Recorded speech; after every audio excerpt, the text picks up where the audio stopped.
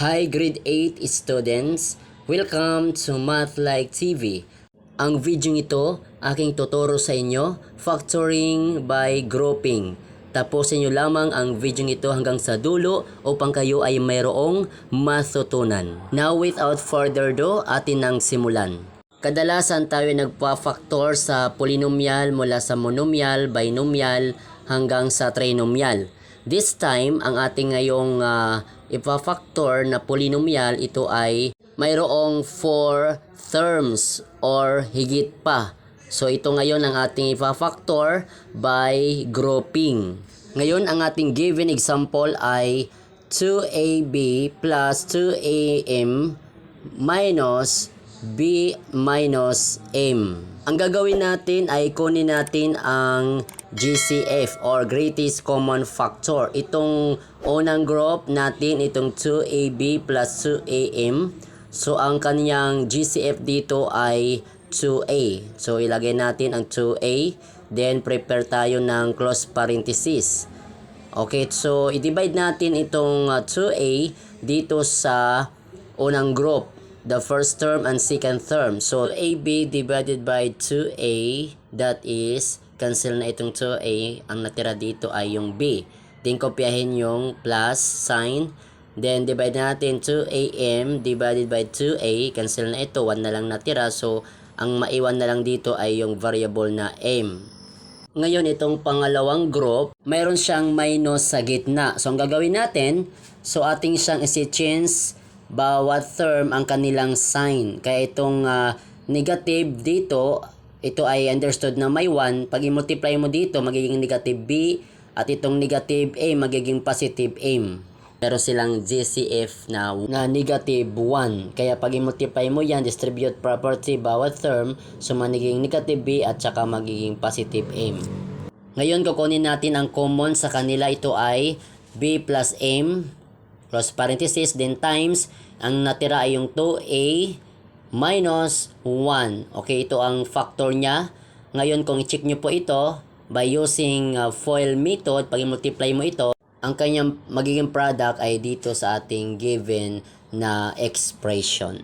Okay, now let's proceed number 2. So, ang given natin na expressions ay 5a squared minus 4ab plus 12b cubes minus 15ab squared.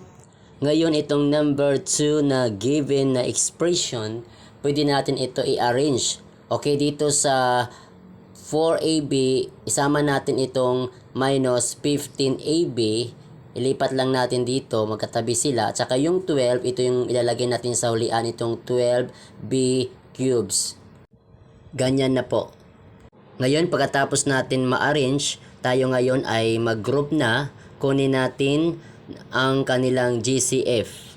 Ang GCF natin dito sa unang group, 5a squared minus 4ab. So, ang kanilang GCF ay yung a na variable. So, dito pinakabababang variable, ang kanyang exponent ay itong 1. So, yung a. Then, close parenthesis. Okay? So, divide natin yung 5a squared divided by a. So, ang a squared minus 1, that is 5a na lang. Then, minus, kopyahin natin ang minus sign. Then, 4ab divided by a. So, cancel out na yung a. Matitira na lang itong 4b. Ngayon, kunin naman natin ang GCF dito sa pangalawang group. So, take note, meron po siyang negative sa gitna. So, magpapalit tayo ng sign. So, itong negative 15, manatiling negative 15 ab squared. Itong positive na 12b cubes, magiging negative na po ang sign. Okay? So, kunin natin ang GCF ng 15. Ito ay 3. So, ilagay natin sa labas ng close parenthesis. That is minus 3. Then, ang kanyang variable, ang pinakamababa, yung b squared. So, 3b squared. Then, close parenthesis.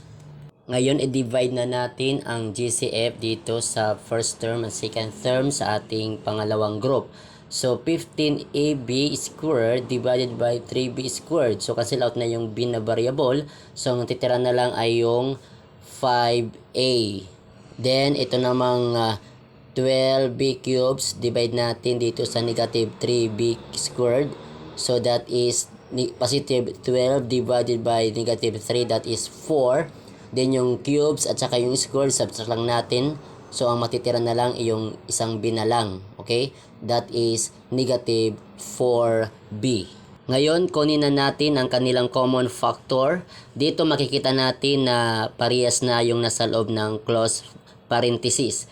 That is 5a minus 4b. Then, times a minus 3b squared. Yan po ang kanyang factor. Ngayon po sa number 3 sa ating math-like drill, ito po ay try nyo pong sagutin. Just comment your answer. Kaya yan po ka-Math-like TV. Kaya ngayon kung mayroon kang natutunan, pakipindot naman ang like. At kung bago ka pa lamang sa akin channel, huwag kalimutang pindutin ang subscribe, maging ang bell notification upang ikaw ay laging naka-update sa mga bagong video na i-upload sa akin channel na ito. Maraming salamat po sa inyong panonood.